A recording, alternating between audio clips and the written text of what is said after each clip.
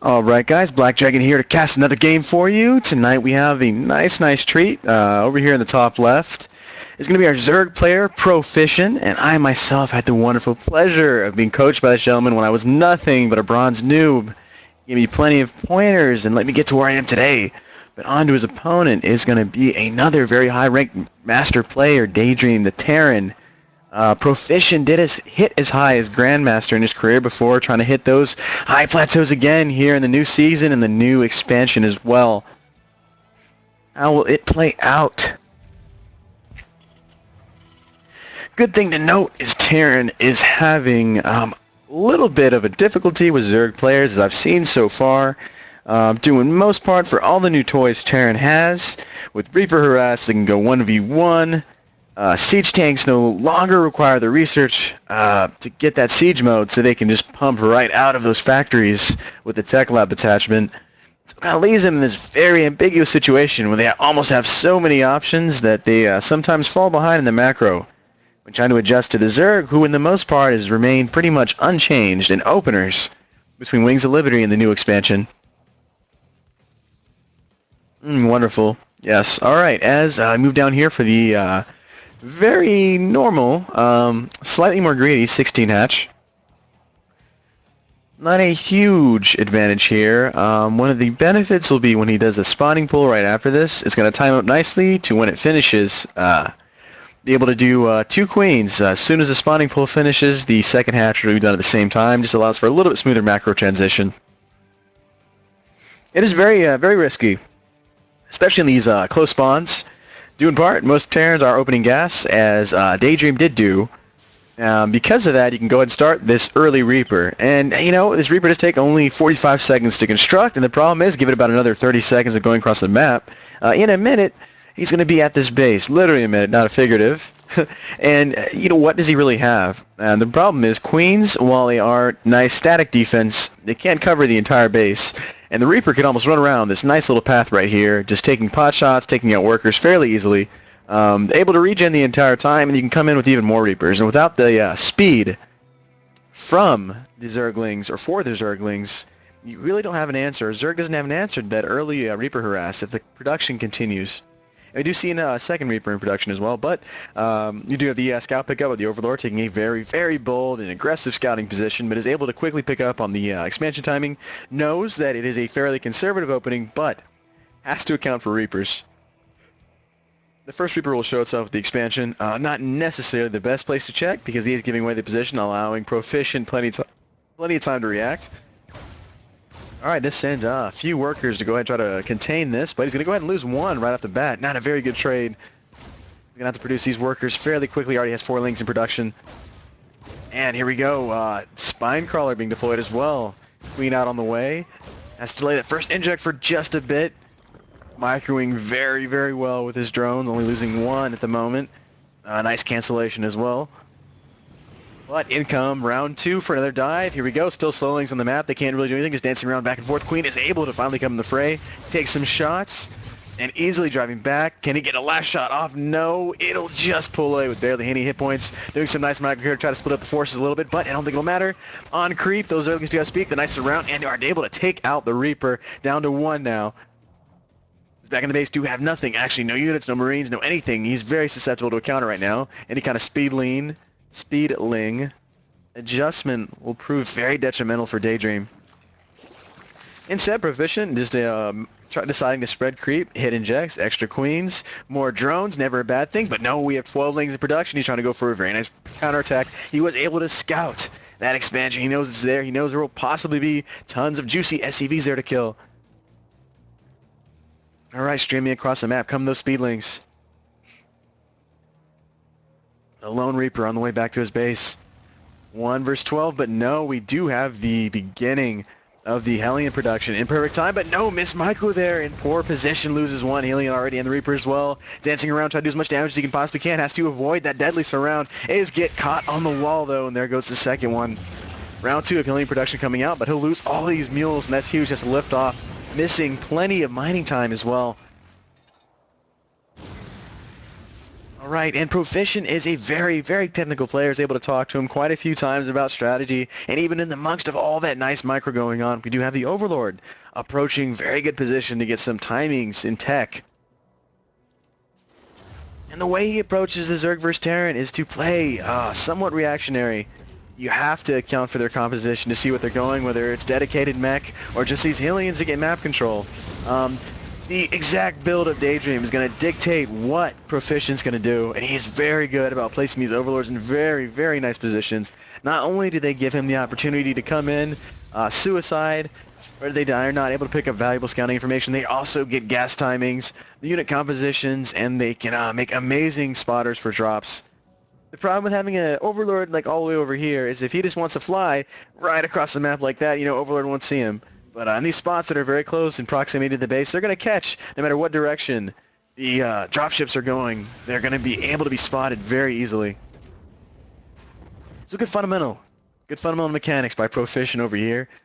Back in the base, we do seem to be having the standard bioplay coming out after the earlier Hylians out for, I want to say map control, but all they were able to do is barely hold off the counterattack from Proficient going over to Income. We do have a nice healthy lead of drones. Like to see him closer to the 60 mark as he approach the third base timing, which he does have down as well.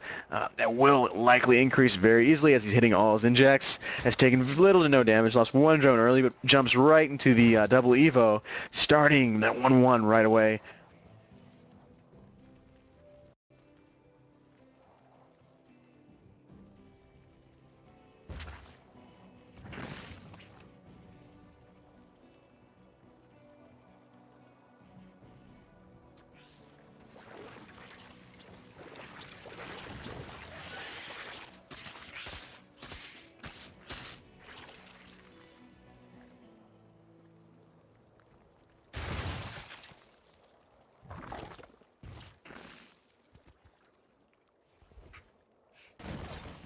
Alright, Overlord picked up over here at the bottom, is able to get a nice view of those Marines, though. Still no combat shield, still no stim pack for them. No, stim pack is finished, but combat shield just beginning, as well as +1 about to finish as well. We do have the Widow Mines out on the map now. Very Flash-esque style. Not micro-wise, but in the composition. Gonna go ahead and march these right up into the creep. Giving away the possible tech. Let's see if he's trying to maybe go for a third base, get timing, some scout. No, we'll just go ahead and bury that right there. Gonna probably, nice connection on the Widow Mine. Queen already down quite a bit. Is gonna start the I'd probably start the Overseer production as well at some point to pick up those Widow Mines.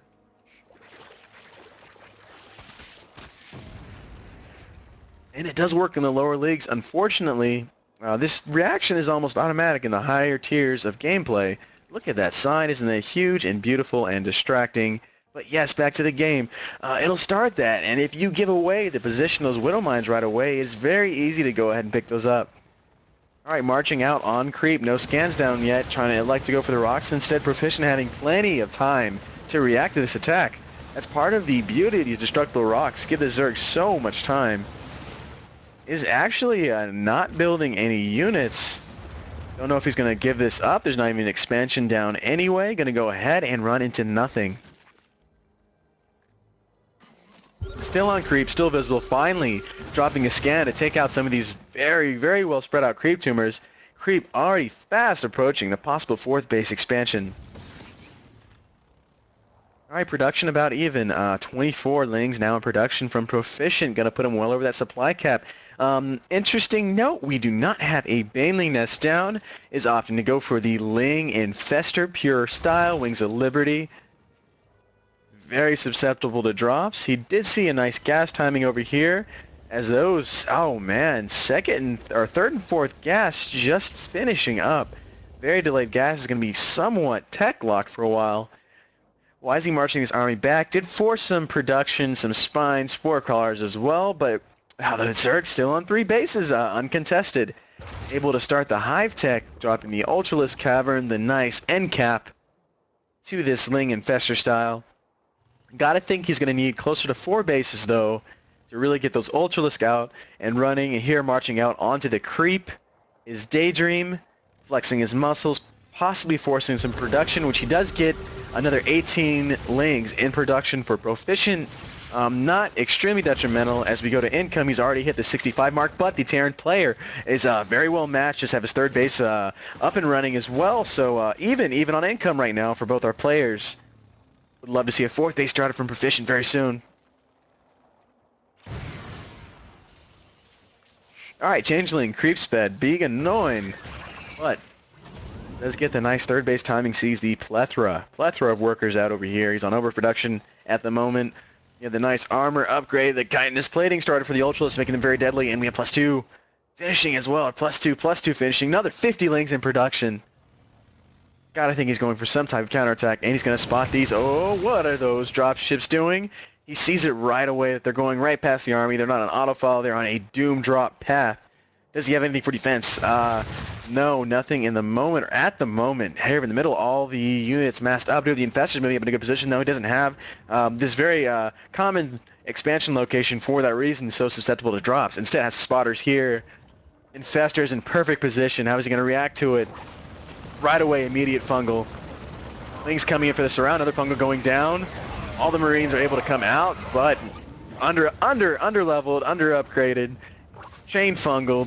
Dropship's going to go down as well, and another Spore Crawler just to boot, add extra damage.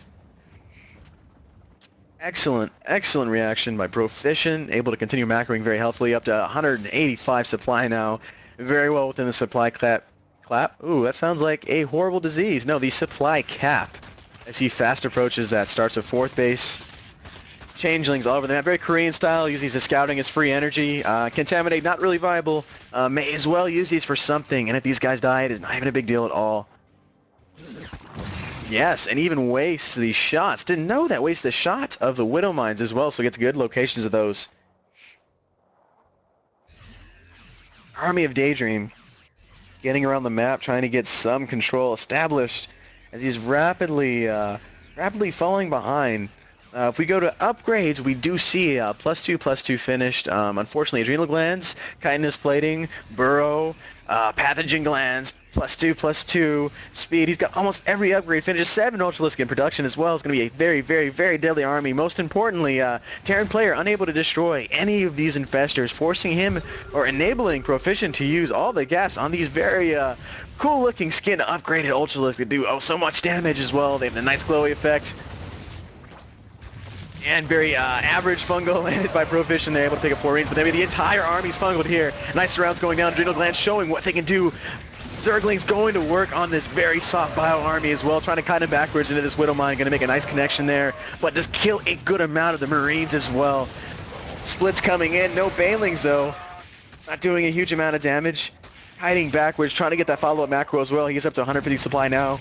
Evening the numbers somewhat. No dropships though. Needs more medevacs to be able to heal this very, very weakened Terran army up the base. Here come tons of Ultralisk, able to raise it just in time, but doesn't matter. Expansion is exposed. And these Ultralisk are gonna rip through these Terran buildings that don't have the upgrade. +3 nearing completion as well. 2 more Ultralisk in production. Proficient. Doing so much damage, just destroying it. Look at that, the PC's just falling off the side of the cliff. In shame. Shame of those tier 3 units. Uncontested, that Zerg just does so much damage to a late game Terran army. It is undermined, underfunded.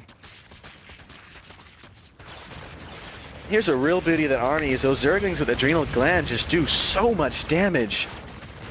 And more importantly, they're a nice meat shield. For the Zerg player, they cause so many awkward positionings by a bio army. And gotta think, we gotta have a good game coming out very soon from our player.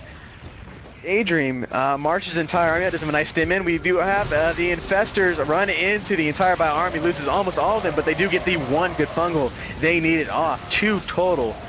And as a result, Bio Army unable to clean that up. Ultra's so good, and so is uncontested macro, and there's the good game.